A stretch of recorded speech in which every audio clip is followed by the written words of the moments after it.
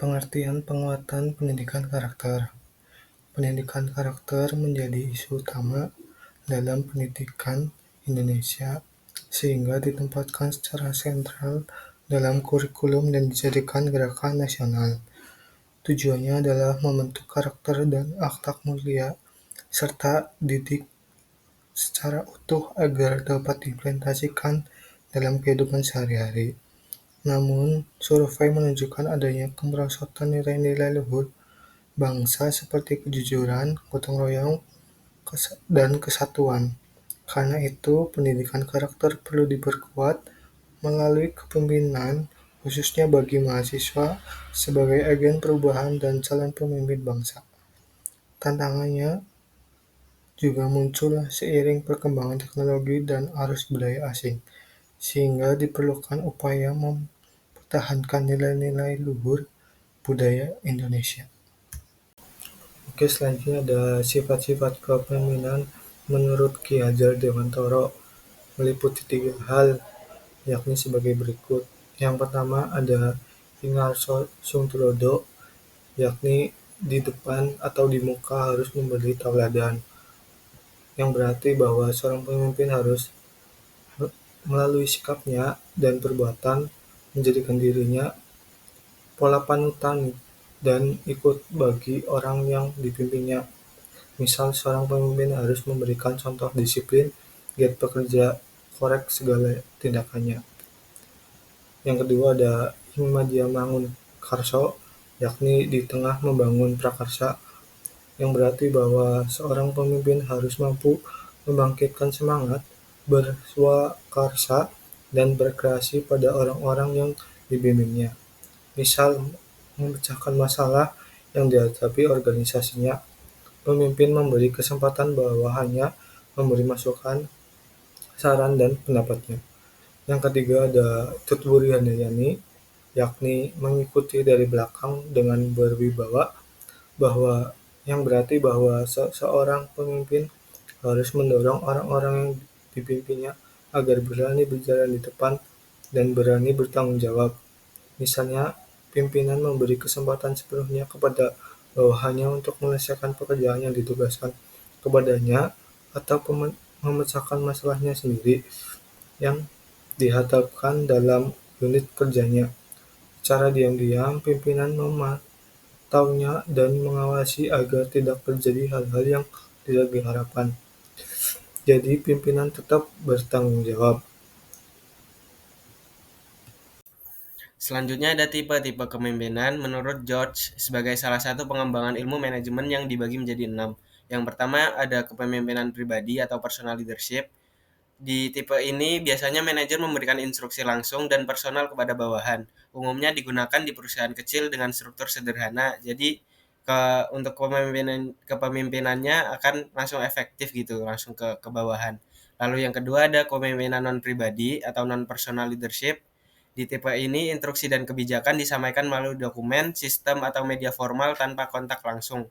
Contohnya manajer dari perusahaan multinasional mengirimkan instruksi kerja melalui email ataupun sistem mereka. Lalu yang ketiga ada kepemimpinan otoriter. Di kepemimpinan otoriter, manajer bakal mengambil keputusan sendiri, mengatur ketat, dan mengharuskan bawahan patuh tanpa adanya diskusi terlebih dahulu. Biasanya ada seperti di manajer pabrik yang menetapkan target kerja tinggi dan mewajibkan semua karyawan lembur tanpa ada negosiasi. Lalu yang selanjutnya ada kepemimpinan demokratis atau democratic leadership. Di sini manajer melibatkan bawahan dalam proses pengambilan keputusan dan menghargai pendapat mereka. Contohnya seperti di manajer tim proyek, mengadakan rapat mingguan untuk mendiskusikan ide-ide dari semua anggota sebelum menentukan step-step proyek selanjutnya. Lalu yang kelima ada kepemimpinan paternalistik. Di kepemimpinan paternalistik, manajer bertindak seperti sosok ayah, memberi perlindungan dan bimbingan namun tetap mengambil keputusan akhir. Contohnya seperti pemilik restoran kecil begitu. Jadi ntar didiskusikan terlebih dahulu namun keputusan akhir ada di sang manajer atau sang pemimpin. Tipe-tipe kepemimpinan terakhir yaitu kepemimpinan menurut bakat atau indigenous leadership. Pemimpin muncul secara alami dari kelompok berdasarkan keahlian atau karisma, bukan karena jabatan formal ataupun dipilih, melainkan memang karena bakatnya menjadi pemimpin. Contohnya seperti di dalam tim kelompok atau tim kerja, seorang karyawan yang paling ahli dalam teknis sering menjadi panutan meskipun bukan pemimpin resmi. Selanjutnya ada gaya kepemimpinan. Yang pertama ada gaya kepemimpinan otokratik.